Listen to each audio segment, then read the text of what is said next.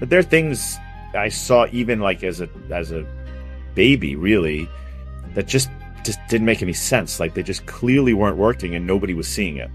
And I was like, well, let's go do this. Like, why are we sitting here in this classroom? Let's go fix that. Let's go do something together. I think partially creatives in general are like that, whether you're a painter or a filmmaker, or a computer scientist that's coming up with a new technology or something like that. I mean, I think that's what it is. You're seeing things differently. You're like outside of the place that you really are.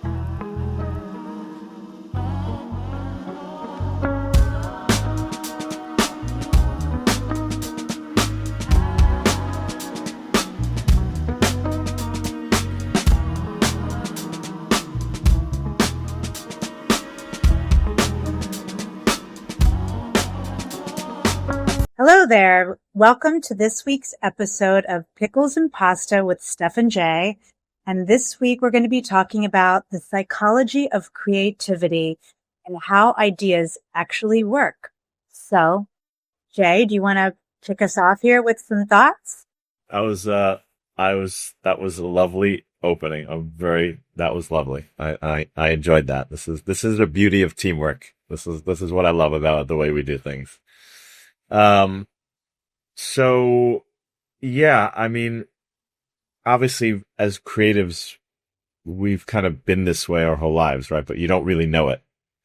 Like you're just naturally creative and you don't really know. And I think, like as kids, when you're too creative, people, you're like a troublemaker, right? Or you're, all that kind of stuff. But really it's not. It's just you're being creative. Your mind's going in such a different way. Yeah, I mean, it's hard to say, like, when did it start, right? Like, the second I came out of the womb. I was probably creative right out of the gate. I hear you. I mean, you've been the same way, though, right? Like, I mean, you talk about, like, people say, how long you been painting? You were painting since you were a kid, like, you've been doing stuff since you were a kid, so. Yeah, actually, I was going back and forth with, like, a writing exercise last night, and it brought me back to first grade.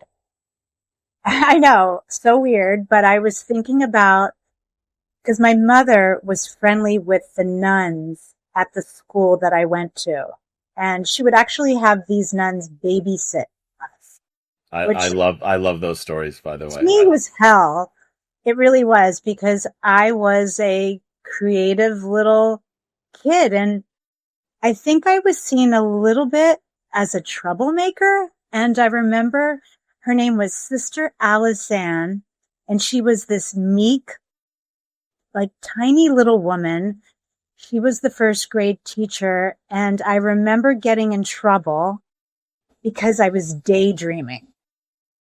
And like, honestly, I still daydream, and that is one of my greatest assets as a creative person. It's really where I get all of my ideas. So I just was like kind of thinking about that last night, that I was getting in trouble for coming up with ideas because I was daydreaming.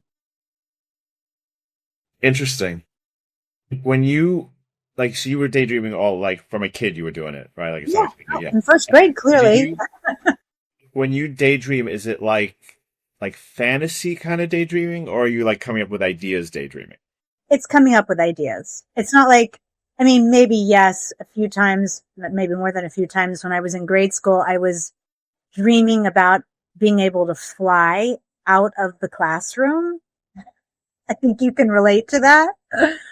Listen, Ben, I told you, like, first day, first grade, I was literally kicking and screaming, get me out of here. Like, my father had to, like, try to keep me in place.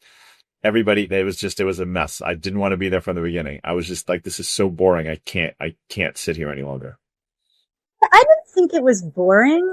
It wasn't like maybe the math class or the science class in sixth grade I didn't want to be in, but in school in general, I was always like a very social person. And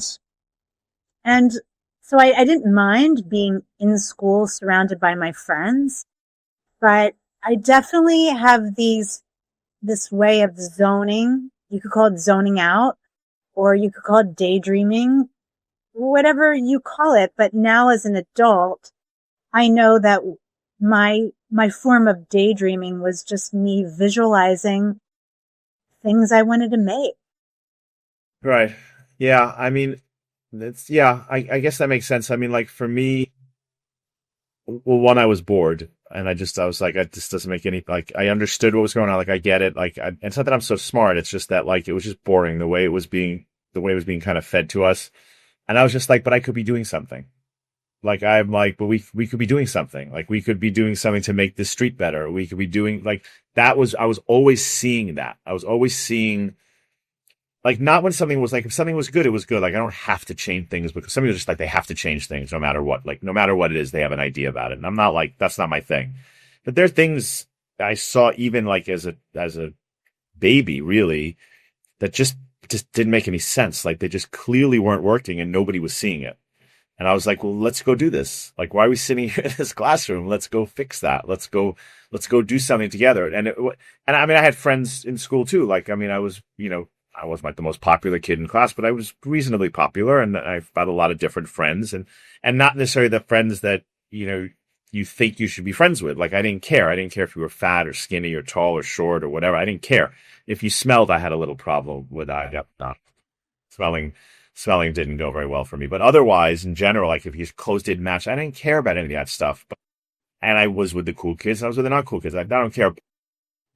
That part was fine, but I just like this rigid structure was just kind of, and I think I think partially creatives in general are like that, whether you're a painter or a filmmaker, or a computer scientist that's coming up with a new technology or something like that. I mean, I think that's what it is. You're seeing things differently. You're like outside of the place that you really are, I think. And like you say, daydreaming, I think that kind of is one of those things that as a creative you do, because you're in the space that you are physically, but your mind is like continuing to like expand and to see and all sorts of things.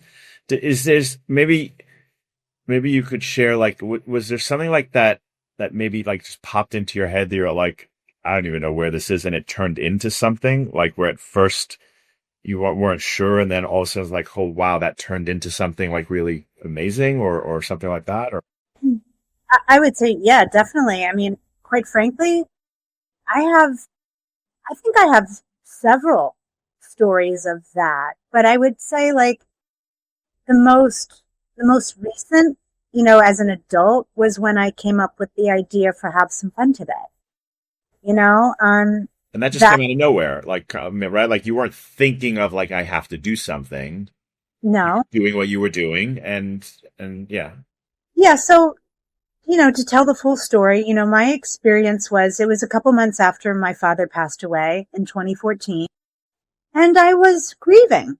I was going through that process that we go through when we lose somebody very important in our lives. And you can't really describe it until you go through it. It's such a surreal experience. It's mixed, I think, a little bit with like, reality and longing, with like almost like a melancholy that, could almost be considered depression in a way. You're really sad. And it's like this thing that's never going to change. Like, when my dad died, like he's gone, he's not coming back. And so your whole system is in a little bit of a shock. And I really couldn't work. I mean, I've been working for myself for a long time, so it wasn't like it was like some huge problem, but I knew that eventually I wanted to get back to work. And at the time I was doing interior design and I was painting, and it was one morning I was trying to lean into spiritual practices. And one morning I was doing a meditative practice after having my coffee. And I had this beautiful little spot in my living room in my house on Lehigh Avenue. And it was right below this window, and the way the sun would come in the morning, it was like, I hope I can recreate that spot again, because I loved being in that spot. I'm sure you can remember that spot. Yeah. And I was doing this meditation practice, and, I was drifting off. My subconscious was roaming, and I got this vision, and it was a vision of a painting, and it said, "Have some fun today" on it. And up until then, my dad used to say that phrase, and I would kind of giggle, and sometimes it would almost be annoying. But, since his passing, I was really thinking about it a lot, and I started to see the brilliance in it. And it was just in that split second that I saw it. I saw a brand. And for me, I have always leaned into those moments. There's something. You went right in, right? Like yeah, you didn't, yeah, I you just literally, went right in. I texted my mother. I think I called her, and I said, I'm going to start a brand. And I literally started that day. Like I didn't like go through it and see all the things that I'd be up against. I didn't care about any of that. I was so taken by the power of my inspiration that I just leaned in and I gave it everything I had. Yeah. I mean, it's interesting. I mean, you're definitely more like that. Like when something really hits you, you go. Yeah. I mean, obviously I love that. I mean, I've heard it a million times. I still love that story every time I hear it. Yeah. I mean, it's, that's kind of how it is, right? You don't know where it's going to come from. You don't know where, you don't know when. How about the flip side? Did you ever have one where like it came into your head and you're like, yeah, you just kind of, you just like, no. And then it turned out that might have been like something really amazing. And you're like, ooh, I should have done that. Oh, well, the funny thing is, because obviously with Have Some Fun Today, I ended up doing graphic t-shirts. And I would say probably 10 years before that, I was friendly with this woman who was an entrepreneur. And, she was a New York girl and we were friendly. And I remember one day her really coming after me, and she wanted us to go into business together, and she wanted to do a t-shirt brand together. Okay. And I was like, nah. And then, flash forward 10 years later. But I wonder if that was like the, that little poke. Like, I don't know if you feel this, like maybe I shouldn't say this online publicly, but, I'll have things where I'll literally feel like someone's tapping me on the shoulder or bumping into me. Like, and I don't mean like I'm walking and all of a sudden I feel like I bumped into someone. I'm not like crazy. Like, who said that? Like, I'm not like that totally. Yeah, what you're coming at. But like, I've literally had things where like I'll bump into something just out of nowhere, like no reason for, like, I'll back up and I'll bump into something like, shit, I knew that was there. Why did I bump into it? Or literally have a feeling like somebody's like tapping, like trying to tell me, like, pay attention to this thing. Like you're ignoring this thing and you should pay attention to it, or the other way of like, I think it's time for you to cross the street. And I don't know why. Like, I do it often. Like I know you do. Like how I zigzag around the city, and just for no reason, I'll just be like, I think I'm going to cross here. And like how we met your friend Brian. I know. Like, I was thinking that. Yeah. Yeah. There's no logic to that move, and it's a very interesting. I mean, that's not, coming with an idea for a business, but it does relate to like the different things that happen, because your brain is kind of wired in this way. So it's kind of like your brain is telling you things and you're not necessarily understanding them and acting on them. And these little messages. So it's like, okay, shit, he didn't get it yet. Okay, I'll try something else. Cause it's like your brain is like this other you inside you that's smarter than you and is kind of really trying to help you, I think. And we don't always realize that. We don't always listen to ourselves. I mean, it kind of reminds me of the book that Rick Rubin came out with a few years ago that I now happen to own 3 copies. People keep on giving me this book, which thank you very much. It's a beautiful book. But he talks about that. We've been giving them, we lend them to people and like, we'll give it back. I was like, it's okay. We have several copies. But it's an amazing book. Yeah. And he's an amazing guy. Yeah, he really is. I'm a big fan, but he talks about these ideas of allowing the ideas to come through you. And I really feel that. Like, I feel that with my paintings. There's something about like I'm transmuting some kind of energy or message. Like I'm looking at the painting that is right in back of you, and you don't need to turn around because you know exactly what I'm talking about. But like I'm looking at you and I see the painting in back of you, and I can't help but see, you know, the figure has emerged somehow, because when I painted that painting, I did not paint a woman. Well, But yet, not you know the story about that, right? I mean, well, yeah, I do. I mean, you can share the yeah, story. just very quickly. I mean, this painting obviously that Steph painted, I don't know how many years And ago. it's called In Your Dreams. Okay, That is so the title of this painting. right. So I was talking to this guy for a little bit on I don't know I don't know where he was, and he was in South America, and really nice guy, and we had a couple of calls together talking about some ideas. And as we're talking, he said something. He's like, "I really love the painting behind you," and he's like, "And that woman in the white dress." I was like, what are you talking about?" And I turned around, I was like, "I don't understand. What are you talking about? There's no woman in that painting." And he was like, "Just move aside for a second." And he screenshot it and sent it to me. And he was like, "Look right here." I was like, "That's a woman in a white dress. Like, this is the most obvious thing. It's the first thing, you know." But until that point, neither of us do it. And now you can't not see it. I can't not see it. I look at it all the time. But that's not your process, right? Like, that's what you were saying. This is not how you paint. Oh no. And now, like, so many people tell me these things about my paintings. They're like, "Oh, I like the blah, blah, blah in the painting." I'm like, there's not a thing in my paintings. Like, these But are. isn't that the beauty, right? I mean, I think we've noticed that, like I told you with the Che Guevara over there on the one over there, and the squirrel biting the frog. Like, you know, you don't see it. You see it when I show it to you and you're like, okay, kind of. But I think that's really the beauty of art, really in and of itself. In all creative art, right? Like it's a beauty in a painting, same beauty in a song. Some person loves the feeling of a song.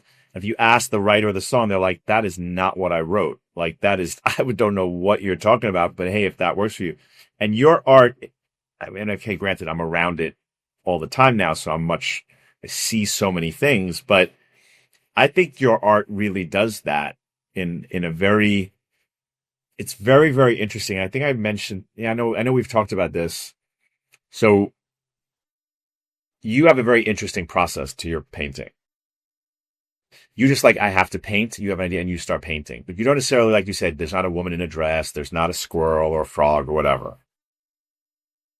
But a lot of times you'll paint something. I remember this when I first moved in, when we to Pennsylvania moved in, and you were painting something. I was like, wow, that's really pretty. And you were like, don't get used to it. And I was like, what are you talking about? And you're like, it's not going to look like that. And I'm like, but it looks great. And you're like, yeah, it's no. And so there's that. But then there's also like, you'll let something sit for a while and you'll go a couple of times you've changed it and you're like, shit, I screwed it up. And then it gets 100 times better. And sometimes you're just like, no, and you just totally change it. And I think that's part of it, in my opinion. Like, I think that you're painting over and over and over. You know, it's like you move into a house, you know, that had 20 different families live there before you ever moved there. There's an energy that comes through in the house, right? And I think there's an energy that comes through in your paintings. And that's why you can see like eyes or a woman or whatever that you didn't put there, but it's the combination of those different things that brings that out, which is why I think art is so important to people, because it can stimulate you in so many different ways. I think that's a beautiful. Yeah, I mean, a couple of things about that. You know, of course, I did read the Rick Rubin book, and he talks about some different things, and I related to so much of this. It was almost like I didn't have to read this book because I live like that, and that's how I work very much like that. Even with like the book, The Artist Way, that, you know, when I was just getting back into painting after COVID, I thought, oh, let me read this book. And after a while, I couldn't read the book because I already lived that way. And so it was a little boring to me. And so I think that there has to be a level of acceptance of yourself and a level of belief and confidence in your ideas, and almost like a blind faith, and a tuning out of the idea of production. And it's more that you're generating something and you're allowing it to come through you. I use the word transmuting, but that's my philosophy about making art. And it was interesting. Just the other night, I went to an artist talk. I love going to the new Crits artist talks. And, there's an artist there who runs the whole thing. His name's Ajay Kurian, a great guy. If you're an artist and you're interested in, MFA level critiquing, look up the business New Crits. Anyway, he does these talks monthly down at the WSA in New York City. And he had, the artist Cameroon. I'm going to butcher his last name. He was just in the Whitney Biennial. He's an Iranian artist. And he was talking about his process. And he was talking about when he's working on a painting and he gets to a point where he just feels stuck. And as an artist, I know what that feeling is like. I mean, I'm sure as a creative entrepreneur, when you get stuck, and you and I have talked about this, it's like best to move on, go to the next thing or leave. And, this artist was talking about it's time for him to clean up and get out of the studio when he comes to that place in a painting. And I do get that. I think that's why I work on several paintings at a time, so that I can stop working on something where the energy is kind of subsiding and I don't want to mess it up. And you just need sometimes something to come back to. And sometimes you're coming back to a painting after working on it and letting alone for a couple of years. Yeah, it's interesting you say that. I mean, as you were saying, I was thinking about a bunch of different things. And, when I was doing like more work in fashion a while ago, just to really, one, it was made to be a real pain in the ass, but it really drove me crazy how everything was rushed before fashion. Now, Fashion Week now is not the same. And I know they're trying to make it come more back and that in-person is big again or whatever, but Fashion Week's not what Fashion Week was. Right. And I'm not saying this like I'm dating it, like talking about black and white movies or talkies and stuff like that. It's not like that long ago, but Fashion Week was that's where, the buyers and the press really was the first time they got to see something. It was the first time they got to show it to the world. And it wasn't available in 10 minutes. Like Zara has it on they have a copy of it within 2 weeks or so on the thing. So it's a very, very different sort of thing. So getting it right for the designer was critical. It was just critical. There was no getting it wrong because this was your shot. Next Fashion Week was in 6 months. It wasn't like, oh, well, I'll just do something else in a month or two and no, they won't pay attention. No, you could ruin a brand by a bad Fashion Week. So in my mind, I'm like, okay, they didn't just decide Fashion Week is next week. It's been on the calendar for a year. Why are you guys panicking last minute, a week before, days before? Where's that button for that dress? I don't understand. But being that I was in the thick of it, it was just annoying as hell, and it made our job of trying to support these things very, very difficult, much more difficult than they had to be. But when you step outside of that, I have nothing to do with it at all. I can be like, that's how they got creative. Yeah. I learned that over time, and I see it with filmmakers, and I see it with musicians, and I see it I've been in the studio with artists, and they're trying to get the song right, and they can't get it right. And there's all sorts of other dynamics that go into a studio, in a music studio.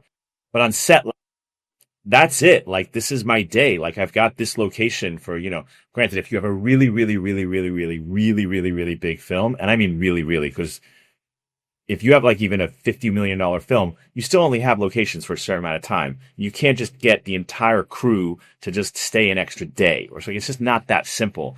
And there's lighting and there's stuff. And that pressure is it gets that greatness out of, and it's just like real artistic creative brain and it makes the whole body function that way, like in that rush, in that lack of sleep, in that lack of, and that creates an energy, and then the magic happens, and that's where, I mean, you've heard me say this to people on our team and different stuff. That's where I go back to the business of the creative is so important that it is taken care of so the creative can just jump and fly and run. They don't have to worry about that. It's fine for them to worry about, I only have an hour to get this shot because of the light. It's that all stuff, that sort of panicking is fine because that's part of the creative energy, but not the other stuff. And, as being on the producer side or the business side or whatever the hell I do, that's my job. Like, that's what I see as, and I feel it's important. And I'm not saying it from a getting credit perspective. I'm saying from an obligation to everybody that's putting their heart and soul into something. Like, I have to make it so that they can jump. If they have to jump, I've got to make sure that they can jump. And if they need a little more time that I've prepared in advance, because that's not what they do, I prepared that they're going to need a little more time. So I'm going to make sure, I'm not going to tell them, but when they come to me the last minute and be like, can I have another half hour? I can be like, I think we can make that work. So, and then I think it's an interesting thing about creativity. It's very different than other things. Like, you can't play like that, in construction, right? Like, you just can't. Like, the delivery's coming, the building's got to go, the windows have to be installed, the plumbing has to be right. Like, you can't play like that. But when you get to the more artistic and creative spaces, I think it's part of it. I think it's part of the energy. Yeah, I agree. So yeah, I share. I don't know why I shared that, but I just. No, I mean, obviously it brings me back to when I worked in fashion, and, I never worked, I mean, I used to dress at those fashion shows and I would feel the energy, but I never ended up working in fashion at, I didn't work for Calvin Klein when he was showing or anything like that. I worked for Andrew Mark, and it was just a different kind of thing. But I feel like all of fashion back then did apply those same rules. Like, the designers would come in at 11 o'clock and then they would change everything. And it was so annoying to me as a young, it's incredibly annoying. And they don't get it. They don't get it. The designers and the team, they don't get it. They don't get that this is a problem. Like, but that's what works for them, So, do you? I mean, you find. I mean, I know you have this sometimes where you're just blocked and like you can't do it. Like how do you deal with that? Like, what's your? I mean, everybody's different, but I mean, there's certain things that you can probably kind of line up could be helpful for people to understand. Yeah, no, I think when that's your job, your job is to be creative. I think that, you have these built-in mechanisms, that work for you. For me, it's, changing up my scenery. I go from Pennsylvania to New York City every couple of weeks, and I'm changing up my environment. I'm changing up the energy that I'm around and the stimulus that I'm around. And even if I'm comparing like time I spend in the apartment, like sometimes I will leave the apartment for a couple of days and I'm just like busy regurgitating and working through ideas with my computer and working on language and working on strategy. And other times I want to get out and I want to go see art, or I want to go see a panel conversation that I saw, or go to an art fair, or just go out to dinner, or just go shopping, whatever it is. Sometimes just walking around the neighborhood, or walking just. Yeah. I mean, just getting outside in New York City is stimulating. As opposed to when I'm in Pennsylvania, it's stimulating for me to be in my art studio, and that's very stimulating, but it's also stimulating in a different way if the weather's nice and I'm just, watching my mom gardening in the garden and, enjoying like the trees and. Yeah, it's hitting a different button. Like I think that stuff is healthy for the soul. Like I don't think it's stimulating to sit in the garden. It's incredibly valuable for the soul to kind of sit there. And I mean, I do it, you do it. Like, you just see nature happening and you get inspired by that Do you know what I mean? It's different. It's a different sort of, like, New York City energy is like coming at you, or you're navigating through it, the speed of it and all that sort of stuff. And that's one sort of, thing. And then, but in Pennsylvania, it's quieter, it's calmer, but you can look at a tree and you can see all the different things of the tree, and you can kind of get inspired by that movement or by that alignment. Yeah. And also you can't be stimulated all the time or you'll go freaking insane. Like I need the balance. I need to be stimulated and then I need to be quiet and contemplative and relaxed and meditative, so I think it's important to have like a balance of stimulation and contemplation. Sure. Rest. Do you feel there's anything that, like if you had to pick, okay, why did I get a block? Why am I blocked? Like you're doing something and all of a sudden you get blocked. Do you think? I think it's when you're pushing too hard. You think it's if you're pushing too hard? For me, that's like when I've... Not some sort of fear. No, I mean, I don't think so. Some people have that, right? Like, and we've heard a lot of stories about that. Like people just, I don't want to say panic, but like, look, there is a fear of success, right? A lot of people don't realize it. Even like the most famous people on the planet have a part of them that has like a fear of success. Like, I've heard that, but I don't think I've experienced that. I'm not aware of it. Each his own. I told you that story about McEnroe, right? Like back in the day, like I'm sure you did, but refresh my memory.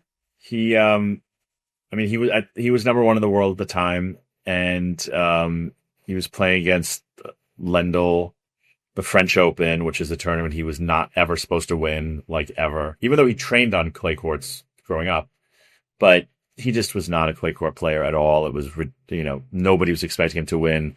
Lendl always choked and always like, there's just no way. There was, the fact that he got in the finals, he had to play Lendl was like, it was a no-brainer. This is it. Like, this is really it. He's really going to win it.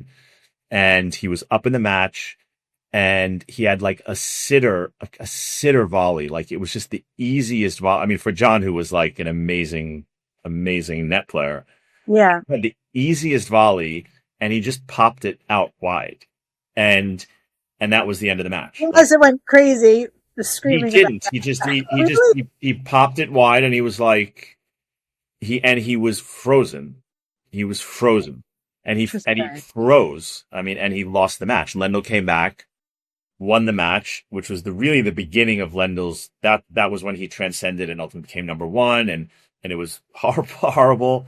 Actually, the only time I went to the U.S. Open was for the Lendl McEnroe final. Only time I've ever. And it was just painful. And I mean, I spoke to him about it, and I was like, I'm sorry to ask. I know this isn't like a fun topic for you, but like, what the fuck happened? And he's like, I saw myself holding the trophy, and that was it. And I just froze. I said, but you don't ever. He's like, I had never froze ever. It was one moment that I had. And he's like, and he's like, you can't do that. You can't think that you've won the match. You got to play it. And and that's what happened. It was just that simple. So even a guy like that, who was like dominant player, and he had that fear. He had that, there was something that clicked in him, and that's just what happened. Well, to that point, there is this thing that does come into my head, and I relay it more to ego. And sometimes when I'm painting a painting or painting a series, or even like when when I was in the height of designing really cool things for Have Some Fun Today, and I would see like Kate Hudson wearing my hoodie, or, Reese Witherspoon jogging with one of my t-shirts, like there is this weird flash that would go through my head in any of those creative instances where I kind of saw the glory, like I saw the highest place that this could go, and it messes with you. Yeah. It really does. And yeah. I actually had a little sticky. I just took it down the other day, and the sticky said, kill the ego. And the reason why I took it down is because I don't think I need to kill the ego. I think I need to work with the ego. But the ego, that's where that kind of idea comes to me. Right. Interesting. Yeah. Yeah. Yeah, it's a weird thing, right? Like I think look, I think everybody sees themselves in that successful part of their life, whatever that may be. Like if you're in an office environment, having the corner office or having the right parking spot. Like we all have those things that we want those things to happen. When you're in things that are whatever you want to call them, creative, the arts, where there's a famous component to like what we do, right? Like there is I know there's like all kinds of awards and all sorts of events for people, from accountants to all sorts of things that we consider not exciting, lawyer of the year or whatever. I'm sure there are, and that's all amazing, right? But when you think about, you know, filmmaking, art, music, fashion, like there are awards and there's like it's a big deal. Like it's You're like a rock star when you get to that level. You get to that level, you win some big fashion award. There's not a restaurant in the world that you can't walk into and get a table. Okay. Yeah. You win an Oscar and you can walk into any restaurant in the world. You can even win a Webby or any of these types of things. There's doors that open for you. There's people that are gonna be like, oh my God, I know you. Like, it's a big, big, big deal. So of course we all think about it. Even when we say we don't do it for that, like I don't do it for that. I don't think about that. But don't get me wrong. If effluence is ever involved in something that is basically nominated for something, what am I going to say? I hate it. Like, of course I'm going to be happy about that. I'm not doing it for that reason at all, but I'm definitely going to be happy. So I think sometimes when we're doing stuff, it affects us. It affects the process. And yeah, definitely. Sometimes it can motivate you to work 100 times harder. And sometimes you can panic. Sometimes you get a block. And sometimes it gets you kind of be like, do I really want to do this? Like without even realizing it, I think your subconscious is kind of doing that. So yeah, sorry, I didn't mean to cut you off, but it was making me think about that concept of your snapshot and that psychiatrist, Phil Stutz, that Jonah Hill did the documentary about, Stutz. And that psychiatrist, he talks about this thing called the snapshot. And that is like your ultimate, like visual, like the highest level, like to be a famous artist or to be a famous designer. Like, what does that look like? Like, what is your highest visual? And that can really get in the way of being happy in the midst of being a creative person and living that life. And so you're not doing it for the snapshot. You're doing it. You have to, I think, come to terms with why you're doing it and kind of balance. Yes, you can have that snapshot, but that's like not the reason why you should be doing something. Right. Yeah, no, for sure. I mean, and I think that's right. And I think you have to have at your core, you're doing it for a different reason. If you're doing it for the glory or for the fame, and I've had these conversations with up and coming musicians and singer and actors and producers. And just, if you're doing it, like you can't be making a movie for the Oscar, right? You can't be recording a song for the Grammy. Like you can't. You have to be because like this is something that is in me that I want to share with the universe, or that I have to get it out of me. And if the world loves it, that's amazing. And if only 20 people love it, that's great. Like there has to be a different purpose. Yeah, I think that's for sure. Do you think there's some sort of creative habit that you have that is on the one side holding you back? Like there's something you do in the creative world that's holding you back, or that is like this creative habit is what really helps me shine? Like either one. Oh, that's an interesting question. I mean, my first response to that is, I think the fact that I don't feel encumbered to share what I do with the world. And I really never have. And that's positive. I think that's a good thing. And I'm glad that, because I know a lot of really talented people that are so afraid to share what they do. Yeah.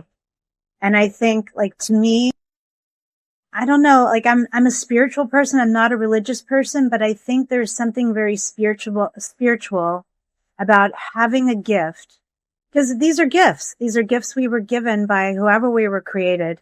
And to not do the gift, I almost feel it's blasphemous in some respect. So like, I just feel it's like the natural progression. Like God gave me this gift. I do it and I share it. Right. And I think that's a good thing that I do. That's the only thing I can say. Yeah. I think that's very positive. Yeah. I think it's definitely a very positive thing.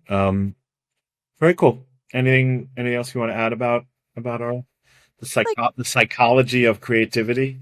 Well, I was just going to, say that I think like a takeaway for people who want to learn how to be more creative, because it's really, a muscle that I think, you can develop if you are Creativity. Yeah. If you think you're struggling with the ability to have confidence and faith in your ideas, maybe a cool exercise you could do for this week would be to, allow yourself in those moments where you're not stressed, you're not working on a deadline, where you're just kind of like daydreaming, and allow those thoughts to come in. And then, write them down on a piece of paper and put it somewhere where you can see it. And maybe like look at it over the next several days and maybe expand on one of them. And then maybe by the end of the week, share it. And that could be a way to develop like your confidence and your belief and your allowance of allowing yourself to let your creativity come.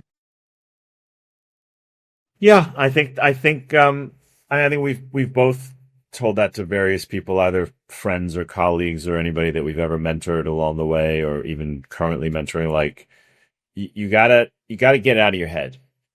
Like, you just gotta try it and just get out of it. Everybody has ideas. Some of them are absolutely horrible, and some are amazing. And some of mine are horrible, like just stupid as can be, and some are really amazing. But putting them in my head and letting them spin there forever and ever doesn't do anybody any good, including me. So Yeah. it's just healthy to get it out. Like, just whether you write it down or type it, whatever you're comfortable with, it doesn't matter. You want to put it in your phone, you want to write it on a piece of paper. I know there's a lot of psychology around physically writing, it's cathartic and it's all values. It's fine. If you don't feel like doing that and you feel more comfortable typing it, then type it. Like, it's whatever's working for you. There's no one for everybody. But I think putting it out there, and then you don't have to act on it right away, but like, you can let it go out there. I think it's a very healthy exercise for anybody to do. And then let it sit there, like, leave it alone. And then 2-3 days later, whenever it works for you, go back and look at exactly what you wrote, exactly what is.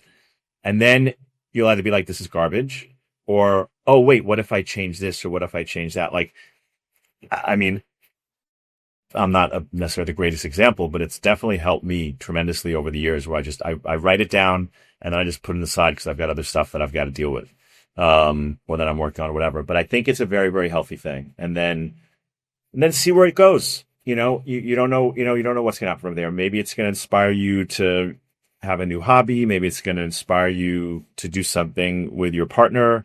Maybe it's going to inspire you to ask for that raise. Maybe it's going to inspire you to try a different food. You don't know what it's going to do. Or maybe you're going to find your new career, and you don't realize it. So, yeah. I mean, it's actually what they suggest as a practice in the Artist Way. It's like these morning papers or something like that. And you just kind of get into a rhythm and you allow yourself, and you start to have more confidence in putting out there. Yeah. And I think, something to just kind of keep in mind, like, look, everybody has ideas, and that's fine.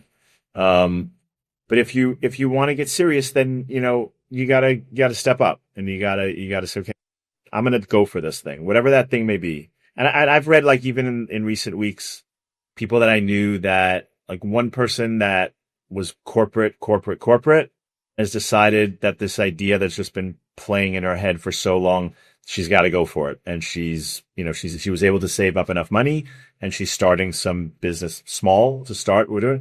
And then I got a message from somebody just the other day that they were entrepreneurial for the past 15 years and they've decided they want to go corporate. So you have to just kind of write it down, let it play, and then, but the execution is key. You have to then not just think about it. Whatever it is, go for it. If you want to write a song, write a song. If you can't sing, find someone who can sing it for you. But if that's what you feel you have something, if it's playing in your head, write it and then go for it. And then, the worst thing that can happen is that it doesn't go anywhere, but you'll feel better. I think you'll feel better regardless. So great advice. That's what I'm going with. Cool. Awesome. All right, darling. Well, this was lovely, as is your lovely new hairdo. And I think that's a wrap for this week's episode of Pickles and Pasta with Steph and Jay. Thanks for tuning in. We'll see you soon. Bye.